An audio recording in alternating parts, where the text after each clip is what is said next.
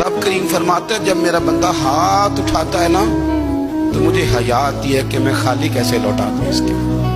इतने बड़े बादशाह की बारगाह में, ओ भाई लोगों से इज्जतें तलाश करते हो तो वो क्या तुम्हें इज्जत देंगे? वो तो कल अच्छा कहते हैं, परसों बुरा कहने लग जाते हैं। लोगों के सामने गुड बुक में आना चाहोगे तो वो तो सवेरे तुम्हारे बारे में कुछ कहेंगे, शाम कुछ और कहेंगे। अपनी रूहानी जिंदगी आबाद करें, अपने मुसल्ले को वक्त दें और दुनिया से छुप कर, इस मोबाइल को बंद करके और अपने आप से भी छुप के और तन्हा होके छुपा के सारा कुछ अपने आंसू अपने रब की बारगाह में पेश करें, उसके हुजूर हाजिरी दे। सुनो ना तिरमिज़ी की हदीस और इसे याद रखना।